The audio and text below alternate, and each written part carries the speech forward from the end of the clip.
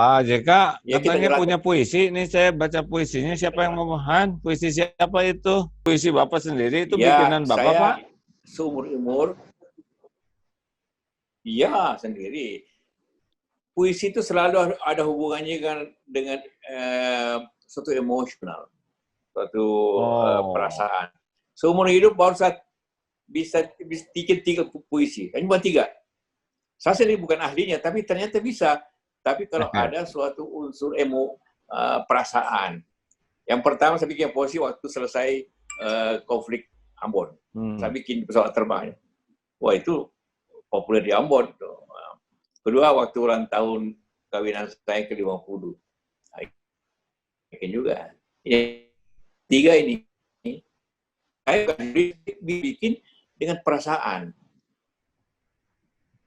Oh, jadi ini puisi ketiga yang semuanya tuh intinya pakai hati lah gitu ya? Iyalah. Ini di saya ada nih Pak JK yang baca. Ada nggak di Bapak? Ada nih. Ada, Bapak yang baca atau saya yang baca? Bapak yang baca lah. Baca. Yang baca.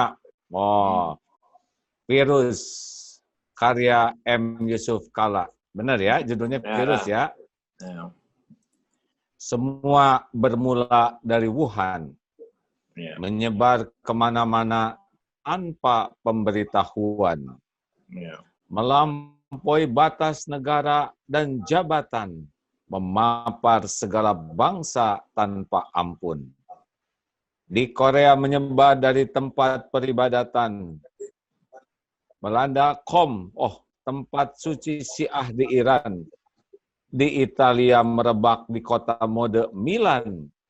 Dan di negeri ini diawali di tempat hiburan. Betul ya Pak ya? Ini yang punya Bapak bukan? Betul. Terus? Saya lanjutkan Pak. Ya, terus. Hari-hari ini penuh dengan kekhawatiran di mana doa terbaik sudah dipanjatkan. Bekerja, belajar, ibadah sudah dirumahkan. Menunggu nasib baik penuh harapan. Ya Tuhan, berilah kepada para ahli kemampuan untuk menemukan yang dicari obat vaksin sebagaimana janjimu bahwa semua penyakit ada obatnya. Agar kami dapat beribadah lagi di masjid dengan gembira. Kepada bangsa bersatu dengan penuh semangat. Semua dapat membantu sesuai kemampuan. Bagi yang sakit, ahli membantu yang sakit. Bagi yang ahli, membantu yang sakit. Bagi yang mampu, membantu yang rentan. Kepada para dokter dan perawat, terima kasih atas ketulusan. Dan atas upaya penuh resiko dan pengorbanan. Kepada para relawan, terima kasih atas pengabdian. Akhirnya kepada Allah jualah kami memohon. Masya Allah. Puitis sekali ini Pak. Ini curhat. Curhat. Daripada pidato terus, tapi pakai itu. Iya. Masya Allah. Alhamdulillah. Pak, ini usia 78. Ya. Apa cita-cita yang belum tercapai nih oleh Bapak di sisa umur ini? Cita-cita rasanya, cita-cita itu mengalir saja. Jadi prinsipnya ialah bagaimana sisa hidup kita ini bermanfaat dan beramal. Bagi saya itu saja. Nah, jadi tidak punya lagi cita-cita yang mau jadi apa tuh. Dari sisi kenegaraan ya sudah tertinggi bagi saya, ya sudah capai. Dari usaha ya sekarang sudah serahkan ke anak-anak, tidak lagi saya jalankan. Jadi bagi saya hidup ini harus praktikal, membantu orang kesulitan, kita mencari ide-ide yang baik untuk kebaikan untuk semuanya. Itu tidak saya seperti ini agar bisa hidup bermakna arti dan membantu sesama. Jadi lebih simpel ya Pak ya, bagaimana agar umur yang tersisa ini Ya, dengan Allah semakin dekat, kepada umat ya, semakin manfaat, begitu ya Pak ya? ya, Betul Pak? begitu. Ya, Nah, begitu saja cita-cita saya. Nah, ini jadi tidak tidak tinggi amat. tidak ribet gitu Pak. Ya, tidak. Lalu Karena kalau dari perjalanan kalau hidup tidak yang ada Bapak alami, maaf, bagaimana Pak? itu silakan. Ya, dari perjalanan hidup yang sudah sangat banyak berbagai makan garam, makan asam, makan terasi, makan pedas. Apa kesimpulan Bapak tentang arti kehidupan ini, Pak? Kan sudah lama. Ya saya diajarkan bapak saya, diamanahkan. Kalau kamu berbuat jadi pengusaha, jadilah pengusaha yang baik yang dapat memberikan kerja orang lain, dapat membantu ekonomi sesama, ekonomi nasional, agar kau dapat bayar zakat yang cukup, bayar pajak yang baik, dan mempekerjakan orang. Itu suatu prinsip yang saya alami. Di samping itu juga tanpa sebenarnya saya rencanakan, terus masuk pemerintahan dalam politik, karena diminta, dan saya lalui kehidupan yang sesuai langkah-langkah, tidak ada yang saling mendahului. Waktu bisnis saya manajer dulu dari bapak saya. Bapak saya kemudian jadi angkat saja jadi direktur, masih muda, masih umur 20-an. Ya. Kemudian dari direktur, bapak saya pensiun, meninggal, saya jadi dirut. Setelah saya, anak saya dan adik saya sudah besar, saya preskom. Nah, begitu juga ada bilang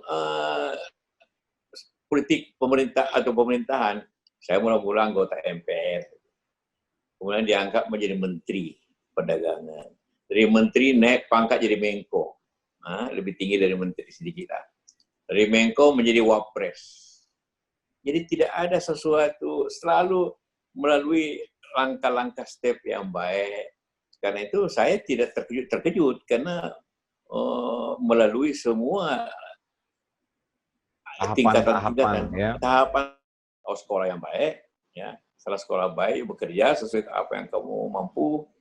Sekarang ya seperti saya katakan tadi, perusahaan, ya, saya mulai kasih direktur, saya masih dirut, saya berhenti, dia masuk pemerintahan, adik dan saya di ganti saya berjalan, so itu berhenti di pemerintahan, saya hanya menasihati saja mereka, saya tidak ikut lagi campur, tapi memberikan nasihat-nasihat yang perlu, sambil saya tetap bekerja bidang sosial dan keagamaan. Nah, karena kalau saya bergerak begitu, ya mesti ada tulang punggung yang katakanlah membantu dari segi finansial. Inilah mesti ada usaha ekonomi ini. Jadi juga kan dulu begitu juga, ada usaha masyarakat. Ya banyak ini teman-teman di pesantren. Nah, kita tidak bisa tanpa itu. Ya. Sebagai penutup Pak, bagaimana peran penting agama di dalam bernegara dan berusaha dan bermasyarakat? Karena sekarang ada juga yang menganggap remeh agama. Apakah peran agama itu sesungguhnya menjadi pilar yang sangat penting yang menguatkan kepribadian seseorang, apakah dia pengusaha, apakah dia pejabat, apakah dia anggota masyarakat. Menurut Bapak sampai sejauh mana peran agama ini? Iya, selalu saya katakan, kalau kita beragama tentu memegang 3 hal. Kalau akidah, yang itu saja, ya, percaya kepada Allah, percaya kepada Rasulnya, kepada kitabnya, itu tidak boleh kurang, tidak boleh lebih. Kita jalan. Kalau ibadah dikerjakan, tapi tidak boleh kurang, tapi boleh lebih. Ya kan? Mau puasa Ramadan, mau puasa Syawal, mau salat sunnah, mau salat tahajud, ya itu kan boleh lebih kan, tapi tidak boleh kurang. Nah, itu jalankan seperti itu. Kalau yang saya jangan nemu amalah di dalam perdagangan. Nah, di bidang apa?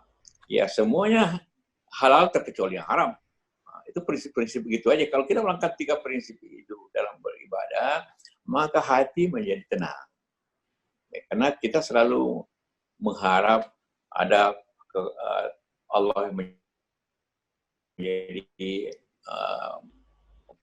pengasih pemurah juga tempat kita berdoa dan juga tapi apabila salah juga tentu sanksinya seperti itulah sehingga kita bisa menjaga diri daripada masalah-masalah kita mempunyai kehidupan bidang apa saja, bidang apakah sebagai pengusaha, sebagai pemerintahan, kemudian ada koridornya, ada suatu jalan lurusnya.